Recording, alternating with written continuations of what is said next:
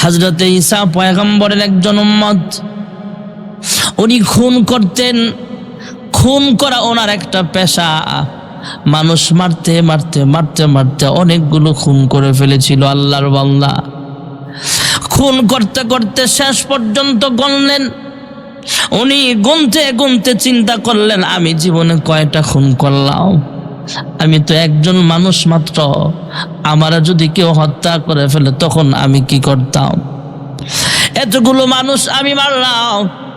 যেই মানুষগুলো হত্যা করলাম তার পরিবার অনেক কষ্ট পেয়েছে। যেই মানুষগুলোর হত্যা করলাম তার ছেলে মেয়েগুলো তো এতিম হয়ে গেল। যেই মানুষগুলো আমি মারলাম এই মানুষগুলোর স্ত্রী বিধবা হইল। আমি কেমন নিষ্ঠুর কাজ করলাম, জঘন্য কাজ করলাম। আমার এবার ভালো মানুষ হতে হবে। সুবহানাল্লাহ। আল্লাহ তার ভিতরে হেদায়েতের আলো জ্বেলে দিলেন। আল্লাহর বান্দা এলাকার সব মানুষকে জিজ্ঞেস করে, যেখানে লোক পায় সেখানে জিজ্ঞেস করে, হায় রে এই জামানার সবচেয়ে একজন ভালো বুজুর্গের নাম বলো, ভালো একজন আলেমের নাম বলো। সবাই বলে দিলেন, আমাদের এলাকায় অমুক এলাকায় সবচেয়ে একজন বড় হুজুর আছে, বড় একজন পণ্ডিত আছে, ইনজিলের হাফেজ, তিনি একজন ভালো মানুষ।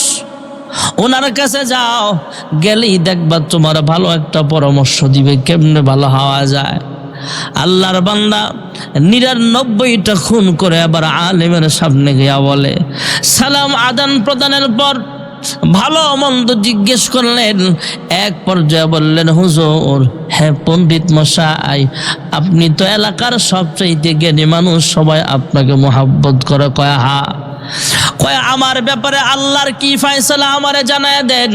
আমি বড় পাপিষ্ঠ, আমি গুনাহ করে ফেলেছি, আমার আল্লাহ কেমনে মাফ করবে? ওই পণ্ডিত ডাক দিয়া বলে, আলেম ডাক দিয়া বলে, এই মিয়া, তোমার কপালে মাফ নাই। তুমি খুন করতে করতে ৯৯টা খুন করেছ। আমার দরওয়াজা দিয়ে তুমি ঢুকলা কেন? বের হও, আমার সামনে তোমার জায়গা নাই। এবার খুনি ডাক দিয়া কয়, হ্যাঁ আলেম থামেন। কথাবার্তার এক ফাঁকে তিনি চিন্তা করলেন, আমার যেহেতু ক্ষমা পাওয়ার কোনো আশা নাই, আমি ৯৯টা খুন করেছি, আর একটা খুন করলেই তো ১০০টা খুন মিল হয়ে যায়। এবার সেই ইহুদি আলেমকে হত্যা করে ফেললেন। ঈসা নবীর অনুসারী সে আলেমকে হত্যা করে ফেললেন। ১০০টা পূরণ করার পর তিনি আবার রাস্তা দিয়া যায় আর কান্দে, কিরে, আরো মনটা আরো ভীষণ খারাপ হয়ে গেল। আমার জীবনে কত মানুষ খুন করলাম, কত মানুষ খুন করলাম, কিন্তু এমন যোগ্য আলেম আমি কোনোদিন হত্যা করি নাই। একজন আলেমকে হত্যা করে ফেললাম, এবার আমার মাফ পাওয়ার কোনো আশা নাই। এলাকায় আবার খবর নিলেন, সবচেয়ে বড় আলেম কোথায় পাবো? কয় অমুক এলাকায় যাও, যায় দেখো ওখানে একজন বড় আলেম আছে। এবার সে ১০০টা খুন করে আবার তিনি আলেমের কাছে রওনা হয়ে গেল। যায় কয়, হুজুর, আমি তো এমন ৯৯টা খুন করে ফেলেছিলাম। খুন করতে করতে হঠাৎ করে আবার যে আলেমের কাছে তাওবার জন্য গিয়েছিলাম তাকে হত্যা করে ফেলেছি। আমাকে মহান আল্লাহ তাআলা মাফ করবে কিনা? আলেম সব দিকে গবেষণা করে বললেন, থামো, তুমি আর আমার কাছে ঔষধের জন্য আসা লাগবে না, তোমার একটা সিস্টেম বলে দেই। কয় কি সিস্টেম? কয় তুমি চলে যাও, যে এলাকায় বসবাস করো এই এলাকার মানুষগুলো বেশি খারাপ, এই এলাকার মানুষগুলো ভালো না, অন্য কোথাও চলে যাও। আমি একটা ঠিকানা দেই, এই এলাকার ভিতরে অনেক মানুষ আছে আলেম, ওই এলাকার মানুষগুলো অনেক ভালো মানুষ। তুমি যদি খারাপ মানুষের এলাকা আছে, এরা ভালো মানুষের এলাকাতে যাও, তাহলে দেখবা তুমি আস্তে আস্তে ভালো মানুষ হয়ে যাইবা। আলেমের পরামর্শ শুনে আবার রওনা হলেন ঠিকানা অনুযায়ী। মাঝামাঝি যাওয়ার পর মহান আল্লাহ তাআলা তারা হায়াত ক্লোজ করে দিলেন, হায়াত শেষ। তার হায়াত যত সেকেন্ড, যত মিনিট বাঁচার ছিল তত সময় তার পার হয়ে গেছে। আল্লাহ রাব্বুল আলামিন হযরত আজরাইল আমিনকে পাঠায়া দিলেন, হযরত আজরাইল আলাইহিস সালাতু ওয়াস সালাম রওনা হলেন। এই লোকটার জান কবজ করার জন্য সামনে এসে দাঁড়ালেন।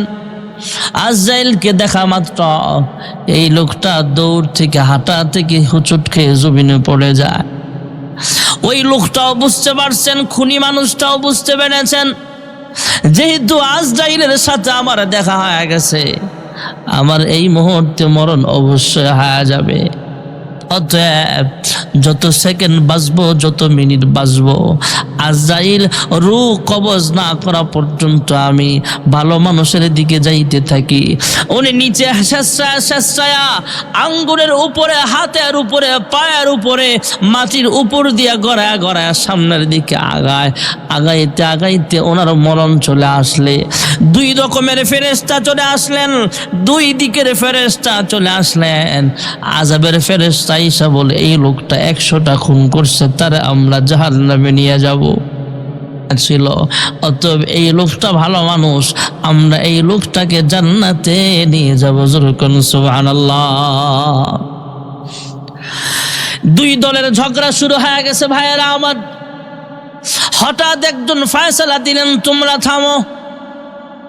এইভাবে জান্নাতের ফেরেশতা আর জাহান্নামের ফেরেশতা লাশ নিয়ে টানাটানি করে কোনো লাভ হবে না। এই লোকটা ভালো মানুষ হওয়ার জন্য রাস্তা দিয়ে সামনের দিকে আগায় ছিল, আর তোমরা বলতো সেই লোকটা তো এখনো ভালো মানুষের এলাকায় যায় নাই। দুই দল ফেরেশতা যেহেতু লাশ নিয়ে টানাটানি করো, ঝগড়া করো, তোমাদেরকে একটা সিদ্ধান্ত দেই আমি, শোনো। রাস্তা মাপতে থাকো, যেখানে লাশটা রাখা হয়েছিল, যেখানে লাশের জান কবজ করা হয়েছে, এখান থেকে রাস্তা মাপতে থাকো। যদি দেখো যেখান থেকে তার গ্রাম, যেখানের বাড়ি, যেখান থেকে তিনি ভালো মানুষ এর যে এলাকায় আছে, সেই এলাকায় যাওয়ার জন্য রওনা হয়েছে, যেখানে লাশ আছে এখান থেকে যদি তার বাড়িটা কয় কিলোমিটার আছে, কয় গজ আছে, দেখো কয় মিটার আছে, আর এখান থেকে ভালো মানুষের গ্রামটা কত দূর আছে মাইপা দেখো। যদি দেখো তার বাড়িটা, তার নিজের গ্রামটা কাছে, তাহলে বুঝবা সে জাহান্নামের বাসিন্দা হবে। আর যদি দেখো না না আগায় গেছে বেশি রাস্তা, তথা সামনের দিকে আগায় গেছে বেশি, তথা ভালো মানুষ হওয়ার জন্য যে গ্রামে যাবে, ভালো মানুষের এলাকাটা দেখা যায় কাছে, তাহলে বুঝবা এই লোকটা জান্নাতি মানুষ। যখন সুবহানাল্লাহ। এবার মাপতেছে, মাপতে মাপতে মাপতে মাপতে এর গ্রামটাও মাপলেন, ভালো মানুষের এলাকাটাও মাপলেন। মাইপা দেখে আজরাইলকে দেখার পরে যে পড়ে গেছিল, এরপরে যে শেষরায় একটু সামনে আগাইছে, এতটুকু জায়গা ভালো মানুষদের দিকে আগানো। সুবহানাল্লাহ। এইভাবেও কিতাবে আসছে ভাইয়ারা আমার, ওনার বাড়িটা ছিল কাছে, ভালো মানুষদের এলাকাটা ছিল দূরে। ফেরেশতারা যখন মাপতেছিল, এই লোকটা তো ভালো মানুষ হওয়ার জন্য সামনে আগাইছে। মহান আল্লাহ তাআলা হলেন জমিনের মালিক। আল্লাহ তাআলা গ্রামটারে দূরে বানায়া দিছে, আর ভালো মানুষের এলাকাটার জমিনটারে আল্লাহ সংকীর্ণ বানায়া দিছে। যখন সুবহানাল্লাহ। এই জন্য ভালো মানুষ হওয়ার চেষ্টা করা। রমজান আসতেছে, এ রমজানে আমল বেশি বেশি করা, নামাজ বেশি বেশি পড়া, কোরআন তেলাওয়াত বেশি বেশি করা। অন্য মাসে তো আমরা বেশি কামাই করি, ব্যবসা বেশি করি, এরপর আপনার কর্মচারীদের উপর অনেক সময় লাগায় ওরা কাজ করে, ডিউটি বেশি করে, ওই সময় একটু কমায়া দেন, মানুষ যাতে রোজা রাখতে পারে। অনেকে বলবেন, হুজুর আমি তো রিক্সাওয়ালা, জমিনে অনেক রিক্সাওয়ালা এমন আছে, রিক্সাও চালায় আবার রোজাও রাখে, এমন আছে না নাই? বলবেন, হুজুর আমি রাজমিস্ত্রির কাজ করি, অনেক রোজাদার আছে রাজমিস্ত্রির কাজ করে আপনার চাইতে পরিশ্রম বেশি করে, এমন রোজাদারও জমিনে আছে না নাই? ভাইয়েরা আমার, বন্ধুরা আমার, গত সপ্তাহে বলেছিলাম গরিব হওয়াটাও একটা পরীক্ষা, ধনী হওয়া আরেক পরীক্ষা। গরিব দেখাই আল্লাহওয়ালা হওয়া যাবে না, বিষয়টা এমন না। আপনি রাজমিস্ত্রির কাজ করেন, সেটাও আপনি হালাল কামাই করতেছেন, ঠিক আছে, পাশাপাশি রোজাগুলো রাখেন, আপনার নামটা আল্লাহ জান্নাতীদের লিস্টের ভিতরে উঠায় দিবে। যেরকম সুবহানাল্লাহ। এই জন্যে রিক্সা চালান দেখা রোজা রাখা যাবে না এমন না। আপনার চাইতে বেশি পরিশ্রম করে এমন রোজাদার জমিনে আছে না নাই? বহুত আছে। হিম্মত করেন তাহলেই রাখতে পারবেন। ভাইয়েরা আমার, বন্ধুরা আমার, এমন বহু আল্লাহওয়ালা আছে যারা গরিব কিন্তু বড় আল্লাহওয়ালা, নামাজ কাজা নাই, তাহাজ্জুদ পড়ে, আল্লাহর কোরআন তেলাওয়াত করে, দেখলে বোঝা যায় সাধারণ মানুষ, কিন্তু ভাইয়েরা আমার বড় বাপের বুজুর্গ এমন আছে না নাই? এখানে অনেক মুসল্লি আছে এমন সাধারণ, কিন্তু আমরা যারা বড় বড় বুজুর্গি ভাব দেখায় আমাদের চাইতে বেশি আমল করে। বহু মুসল্লি আছে চুপ করে মসজিদে আসে, চুপ করে চলে যায়, আমাদের ধরা ছোঁয়ার বাইরে, কিন্তু ভালো মানুষ। কারোরটা মাইরা খায় না, কারোরটা চুরি করে না, কাউকে ঠকায় না, একটা মিথ্যা কথা বলে না, এমন আছে না নাই? এমন বড় একজন বুজুর্গ ছিলেন সুলতান ইবনে আদিল রহমাতুল্লাহ আলাইহি। ওনার বাড়ি সুদূর ইয়ামান দেশের নাগরিক ছিলেন, তিনি একজন গরিব মানুষ। হযরতে সুলতান ইবনে আদিল রহমাতুল্লাহ আলাইহি অনেক গরিব মানুষ, পাহাড়ের উপরে বসবাস, ছোট্ট একটা পাতা লতা দিয়ে ঘর বানায় সেখানে থাকে। উনি দুনিয়া থেকে বিদায় হয়ে যাবেন, এর আগে মারাত্মক ধরনের একটা স্বপ্ন দেখলেন। স্বপ্ন দেখে ওনার ঘুম ভেঙে যায়। ঘুম ভেঙে গেলে স্ত্রীরে কয়, বিবি রে আমার একটু জড়ায়া ধরো, আমি স্বপ্নের ভিতরে অনেক ভয় পেয়ে গিয়েছিলাম। হ্যাঁ স্বামী আমার, কি দেখেছেন স্বপ্নে বলেন? সুলতান ইবনে আদিলের বিবি জিজ্ঞেস করলেন। সুলতান ইবনে আদিল কয়, বিবি রে আমি স্বপ্নে দেখলাম কে জানে আমারে ডাকতেছে। হ্যাঁ সুলতান, আসো, দুনিয়ার মায়া তোমার ছাড়তে হবে, স্ত্রীর মোহাব্বত ছাড়তে হবে, সন্তানের মোহাব্বতটাও ত্যাগ করা লাগবে। বিবিটাও অনেক বড় আল্লাহ আলী বান্দি ছিলেন। ভাইয়েরা আমার, ডাক দিয়া কয়, স্বামী আমার, আপনি যে স্বপ্ন দেখেছেন এটা আপনাকে শয়তান দেখায় নাই। কয়, কে দেখাতে পারে? অবশ্যই মহান আল্লাহ আপনাকে দেখাইছে, আল্লাহ আপনাকে ডাকছে, তথা অচিরেই আপনার মরণ চলে আসবে, অচিরেই আল্লাহর কাছে চলে যেতে হবে। যেরকম সুবহানাল্লাহ। হযরতে সুলতান ইবনে আদিল গরিব মানুষ কিন্তু আল্লাহওয়ালা। বিবি সাহেবাকে ডাক দেয়া কয়, হ্যাঁ বিবি রে, আমি যদি এই মুহূর্তে দুনিয়া থেকে বিদায় হয়ে যাই, আমার তো টাকা পয়সা নাই, ঘর বাড়িও ভালো কিছু নাই, তোমরা কেমনে চলবা? বিবি ডাক দিয়া কয়, হ্যাঁ স্বামী আমার, চিন্তা করবেন না, আমাদের জন্য পেরেশান হবেন না, আমাদের রিজিকের মালিক জোরে বলেন একমাত্র কে? আমাদের রিজিকের মালিক হলেন আল্লাহ। আপনি আমাদের রিজিকের ফয়সালা নিয়ে টেনশন করতে হবে না। হ্যাঁ বিবি, আমি যদি দুনিয়া থেকে বিদায় হয়ে যাই, আমার কাফনের কাপড় তোমরা কোথায় পাইবা? কেনার মতো টাকাও তো নাই। বিবি ডাক দেয়া কয়, স্বামী আমার, আপনি যদি এই মুহূর্তে দুনিয়া থেকে বিদায় হয়ে যান, আমার কাফনের কাপড় কেনার মতো টাকা না থাকতে পারে, আমার শরীরের জামা কাপড় চোপড় দিয়ে আপনাকে কাফন পরায়া দেব। প্রয়োজন হলে আমার শরীরটা গাছের পাতা লতা দিয়ে ঢাইকা নেব, তারপরও আপনার কাফনের কাপড়ের ব্যবস্থা আমরা করব। স্বামী ডাক দেয়া কয়, বিবি আমার, তোমার শরীরের পোশাক খুলে আমাকে কাফন পরাতে হবে না। আমি দুনিয়া থেকে বিদায় হয়ে গেলে আমার শরীরের জুব্বা আছে, পাঞ্জাবি আছে, এগুলা দিয়ে আমার শরীরটা ঢাইকা দিবা। মাথার দিক থেকে ঢাকতে থাকবা, পায়ের দিক থেকে যদি একটু শর্ট পড়ে যায় তখন গাছের পাতা লতা দিয়া ঢাইকা দিবা। জোরে কোন সুবহানাল্লাহ। আরো অনেক কথা বললেন, তিনি দুনিয়া থেকে বিদায় হয়ে গেলেন। সুলতান ইবনে আদেলের বিবি সন্তানদেরকে নিয়ে কাঁদলে। দুইটা ছেলে আছে, কিন্তু দুইটা ছেলে হলো ছোট, এখনো নাবালেগ।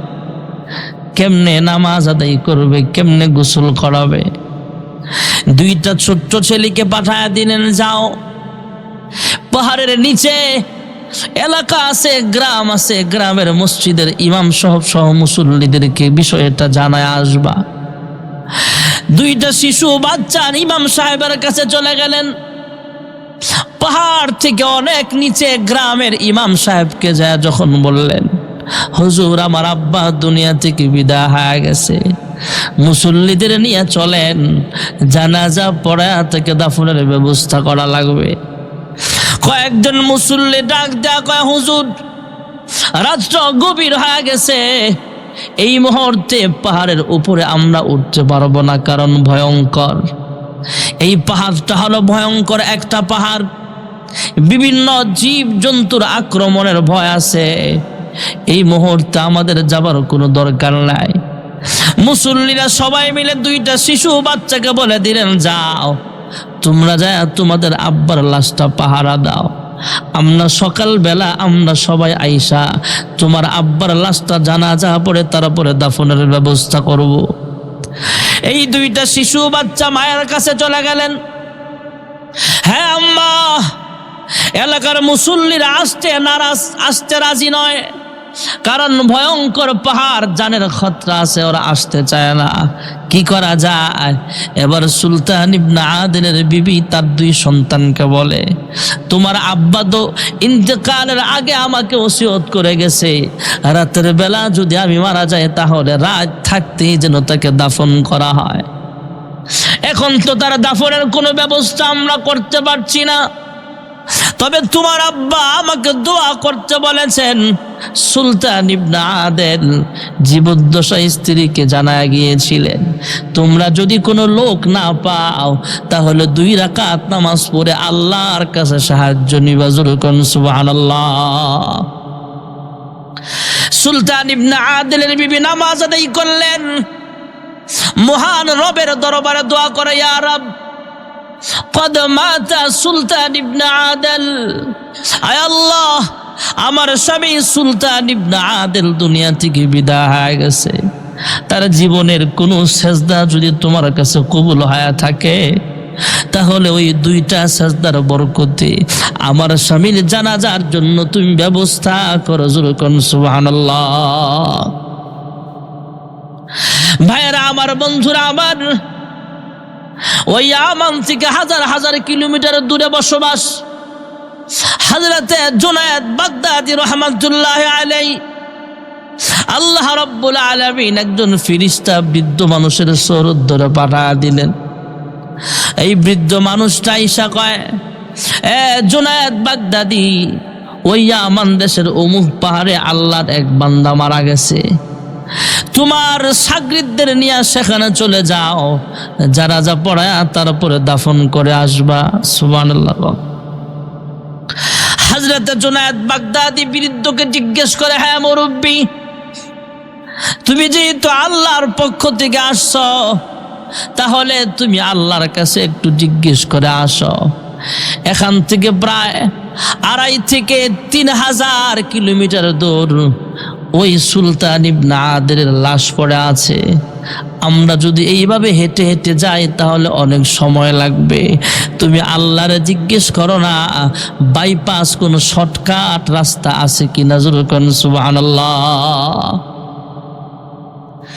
কারণ এটাও তো হুকুম, রাত্র থাকতেই তাকে দাফন করতে হবে। কয় হ্যাঁ। হযরতে জুনায়েদ বাগদাদী মুরব্বিকে জিজ্ঞেস করলে ওই ফেরেশতা মুরব্বির বেশ ধরে ফেরেশতা বলতেছে, হ্যাঁ জুনায়েদ, আল্লাহর কাছে জিজ্ঞেস করে আসলাম, আল্লাহ জানায়া দিছেন যেই পাহাড়ে সুলতান ইবনে আদেল মারা গেছে ওই পাহাড় থেকে এক টুকরা মাটি আনলেন ফেরেশতা আইনা, গুঁড়া করলেন, পাউডার বানালেন। জুনায়েদ বাগদাদি ওনার আরো 12 জন সাথী ওনাদের সামনে এইভাবে ছিটা দিলেন আর বলে আল্লাহর কুদরতি ভাই সাজদা দাও। এবার জুনায়েদ বাগদাদি সাজদা দিলেন, আল্লাহু আকবার বলে সাজদা দিলেন আর পড়তেছেন সুবহানা রাব্বিয়াল আলা, সুবহানা রাব্বিয়াল আলা, সুবহানা রাব্বিয়াল আলা। আল্লাহু আকবার বলে সাজদা থেকে মাথা উঠাইলেন। ওনারা তাকায় দেখে এক সেজদার মধ্য থেকে মহান আল্লাহ তাআলা 3000 কিলোমিটার দূর পর্যন্ত ওনাদেরকে পৌঁছায়া দিয়েছে। 2.5 থেকে 3000 কিলোমিটার দূর ইয়ামান দেশ। জুনায়েদ বাগদাদি রাহমাতুল্লাহ আলাইহি সেই পাহাড়ের কাছে পৌঁছিয়া গেলেন। ওনার সঙ্গে আরো 12 জন সাথীও আছেন। ওনারা এলাকার মানুষদের জিজ্ঞেস করে, রাতের বেলা যারা কাজ করে জিজ্ঞেস করে তোমরা চিনো কিনা সুলতান ইবনে আদেলের বাড়ি কোনটা? কয় আমরা চিনি না। হঠাৎ করে একজন লোক ইনফরমেশন দিল, খবর দিল, হ্যাঁ ভাই তোমরা কে কোথা থেকে আসছো আমরা জানি না, তবে ওই যে পাহাড়ের উপরে, ভয়ঙ্কর পাহাড়ের উপরে দেখে আসলাম, একটা 2টা ছেলে কান্দে, একজন মহিলাও কাঁদতেছে, সামনে একটা লাশ পড়ে আছে। হযরত জুনায়েদ ডাক দিয়া কয়, হ্যাঁ ছাত্ররা চলো, ওইটাই আল্লাহর ওলির লাশ মনে হয়, চলো আমরা সেখানে যাই। পাহাড়ের উপরে উঠলেন, দেখলেন হা হা 2টা শিশু, ছেলে কাঁদতেছে, মহিলা কাঁদতেছে, লাশ সামনে পড়ে আছে। মহিলাকে জিজ্ঞেস করলেন তোমার স্বামী কি সুলতান ইবনে আদেল? কয় হা। কয় তোমার স্বামী মারা গেছে, গোসল করানো হয়েছে? কয় হা গোসল করিয়েছিলাম। কয় কাফন পরাইছো কি দিয়া? কয় কাফন পরাইছে ওনার ব্যবহৃত জামা দিয়া, তবে পায়ের নিচ দিয়ে পাতা লতা দিয়া ঢাইকা দিছি, পুরাটা শরীর ঢাকার মতো কাপড় ওনার কাছে আমার কাছে ছিল না। জুনায়েদ বাগদাদি ডাক দিয়া কয়, হ্যাঁ সাথীরা পাগড়ি খোলো, কাফন পরাও। সুবহানাল্লাহ কোন। ওনাদের মাথায় যে পাগড়িগুলো ছিল, জুনায়েদ বাগদাদি ওনার মাথা থেকে পাগড়িটা খুললেন। ওনার আরো 12 জন সাথী, মোট 13 জন মাথা থেকে পাগড়ি খুললেন। যে লোকটার কাপড় ছিল না 3টা, আল্লাহ ব্যবস্থা করছেন 13টা। যেরকম সুবহানাল্লাহ। গরিব মানুষ সুলতান ইবনে আদেল, কাপড় কেনার মতো টাকা নাই, কিন্তু 13 কাপড়ের ব্যবস্থা হয়ে গেল। জুনায়েদ বাগদাদি ডাক দেয়া কয় কাপড় লাগবে তো 3টা, কি করা যায়? শাগরিদরা পরামর্শ দিল, হুজুর 3টা কাপড় দিয়া কাফন পরান, আর বাকিগুলো কবরের উপরে তথা মাটি দেওয়ার আগে বাঁশের ছাউনির উপরে যে পাতা দিয়া ঢাকা লাগে, পাতা লতা দিয়া, ওই কলা পাতা দেওয়া লাগবে না, তার পরিবর্তে বাকি কাপড়গুলো আমরা দিয়ে দিব। যেরকম সুবহানাল্লাহ। হযরত জুনায়েদ বাগদাদি আবার ইমামতি করবেন জানাজার।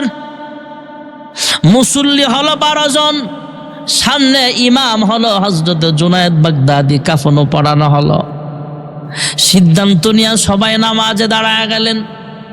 আল্লাহু আকবার বলে নামাজ শুরু হয়ে যাবে।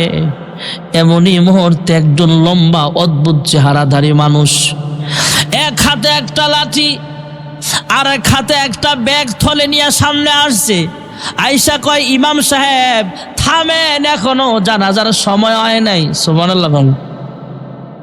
জুনায়েদ বাগদাদি তাকাইলেন, সালাম দিলেন। মুরব্বী ডাক দিয়া কয়, এ জুনায়েদ থামো থামো, এখনো জানাজার সময় হয় নাই। জুনায়েদ ডাক দিয়া কয়, হ্যাঁ মুরব্বী, কেন সময় হয় নাই? কয় তোমরা কাফন পরাইছো কি দিয়া? কয় পাগড়ি দিয়া। কয় পাগড়ি দিয়া কাফন পরানো রাখবে না, মহান আল্লাহ আমার মাধ্যমে জান্নাত থেকে কাফনের কাপড়ের ব্যবস্থা করে দিয়েছেন। নাও নাও, ব্যক্তি কাফনের কাপড় বের করলেন। পাগড়িগুলো উঠায় নাও, কাফনের কাপড়গুলো ওনাকে পরায়া দাও। কাফনের কাপড় পরানো শেষ। এবার জুনায়েদ বাগদাদি ইমাম সাহেব 2 জন সামনে গেলেন। যেই মায়েরা আমার মুরব্বী অদ্ভুত চেহারার মানুষটা ডাক দেয়া কয়, হ্যাঁ জুনায়েদ বাগদাদি, আল্লাহর পক্ষ থেকে এই ব্যাগটাও তাদের জন্য কাফনের কাপড়ও পাঠানো হয়েছে।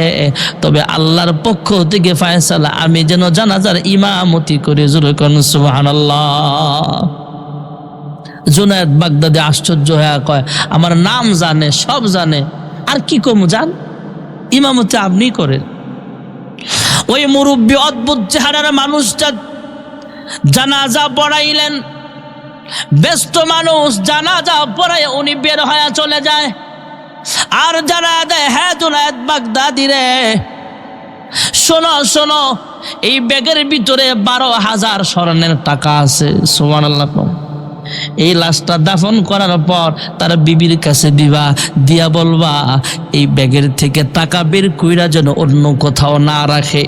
বিসমিল্লাহ বলে এখান থেকে টাকা বের করবে, বাজার করবে, খানা খাবে, অসুবিধা নাই। ঘর বাড়ি বানাতে হবে, ইট কিনতে হবে, সিমেন্ট কিনতে হবে, রড কিনতে হবে, এখান থেকে টাকা বের করে কিনবে। কিয়ামত পর্যন্ত ওরা চলতে পারবে। এগুলা বরকতি টাকা, কোনোদিন শেষ হবে না। জোরে কোন সুবহানাল্লাহ। ব্যাগটা ধরায়া দিয়া মুরব্বি চলে যায়। হ্যাঁ জুনায়েদ, কাফনের কাজ সম্পন্ন করো, দাফন সম্পন্ন করে আসবা। জুনায়েদ ডাক দিয়া কয়, হ্যাঁ মুরব্বি, ইমাম সাহেব চলে যান, অসুবিধা নাই। তবে আপনার কাছে আমার 2টা প্রশ্ন। কয় কি?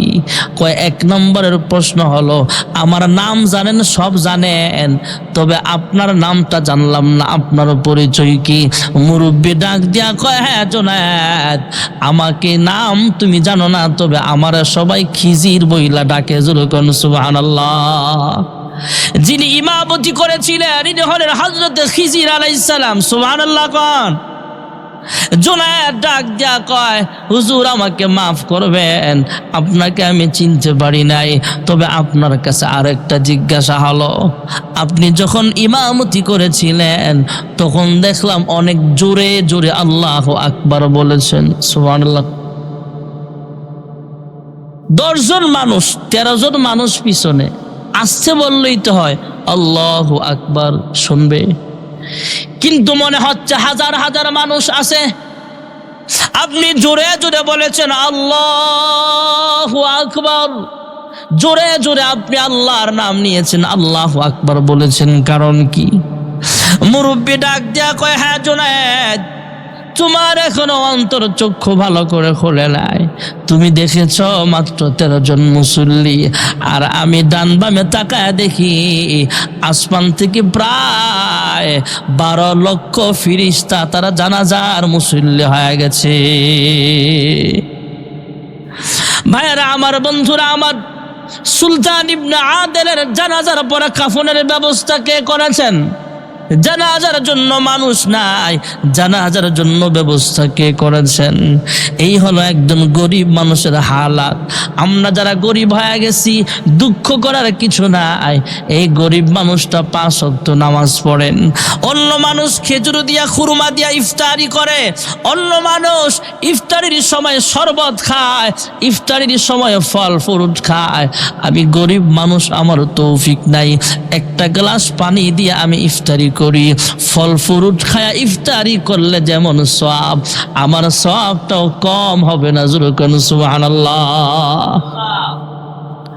এই জন্য ধনী হয় আর গরিব হয়, এই জন্য এইগুলা এই অজুহাত দিয়া রোজা ভাঙ্গা যাবে না। আমি গরিব মানুষ, কাজ করতেছি পাহাড়ে, কাজ করতেছি বিল্ডিংয়ে, পাস করতেছি নদীতে, এই জন্যে পরিশ্রমের কাজ বিদায় আমি রোজা ভাঙবো, তা হতে পারে না। আবার অন্যদিকে আমি বেশি ধনী মানুষ, আমার কি খানার অভাব আছে নাকি, এই জন্য রোজা রাখবো না, এটাও হতে পারে না। রোজা প্রত্যেকটা মুসলমানের উপর ফরজ। রমজানের 1 মাস রোজা রাখা, আর এই রমজান মাসটা হলো সওয়াব কামানোর একটা সিজন আসতেছে সামনে। আমরা নিয়ত করি রমজানের রোজা রাখবো তো ইনশাআল্লাহ। আহসু হিলাল শাবান আলি রমাদান, আল্লাহর হাবিব বলেন রমজানের চাঁদের দিনগুলো তোমরা গণনা করো। আজকে হলো 24 তারিখ, চাঁদ উঠলে সামনে আমরা রমজানের রোজাগুলো রাখবো, ইফতারি করব, সেহরি খাবো, 20 রাকাত তারাবি পড়বো। আমাদের মসজিদে অন্যান্য বছরের না ইনশাআল্লাহ খতমে তারাবি হবে। আল্লাহ তাআলা যেন হাফিজ সাহেব যারা পড়াবেন এদেরকে সুন্দরভাবে পড়াইবার তৌফিক দেয়, সকলে বলে আমিন। আমরাও যেন রমজানের প্রস্তুতি নেওয়া, একবারে এক মাসের ইফতারি একসাথে না। জিনিসপত্রের দাম প্রথম দিক দিয়ে বাড়ে, পরে আবার কমেও। এই জন্য বেশি কেনার দরকার নাই, আপনি এক সপ্তাহটা কিনেন। যেমন আমার যেটা সিস্টেম, বাড়িতে আমি বাজার করি যখন, যে পুরো মাসের ইফতারি একসাথে কিনতে হবে তা না। অনেক সময় দেখা গেছে আমি বুট কিনছি, এই বস্তার বুটটা ভালো নাও হতে পারে, এক সপ্তাহ পরে আরো ভালো বুট আসতে পারে। এই জন্য আমার সিস্টেমটা আমি বলি, অনেকে এক মাসের একসাথে করেন, অসুবিধা নাই। কমপক্ষে 3-4 দিন 5 দিন এক সপ্তাহের কিছু ইফতারের প্রস্তুতি নেওয়া, এটাই রমজানের প্রস্তুতি। যে রোজা আসতেছে, ইফতার করতে হবে, মানসিকভাবে প্রস্তুতি নেওয়া যে হ্যাঁ ইনশাল্লাহ আমি রোজা রাখবো। এই সপ্তাহে রমজানের প্রথম সপ্তাহে যে কাজগুলো বেশি বেশি করতাম, এই সপ্তাহে একটু কাজের ডিউটি বাড়ায়া দিলাম, পরিশ্রম বেশি করলাম। রমজানের প্রথম সপ্তাহে রোজা রাখা একটু কষ্ট হবে, তখন পরিশ্রম একটু কম করলাম, এরপরও রোজাগুলো রাখলাম। একটা মানসিক প্রস্তুতি নিয়ে সামনে আগায়া রমজান পর্যন্ত আল্লাহ আমাদেরকে বরকত দান করুক, সকলে বলে আমিন।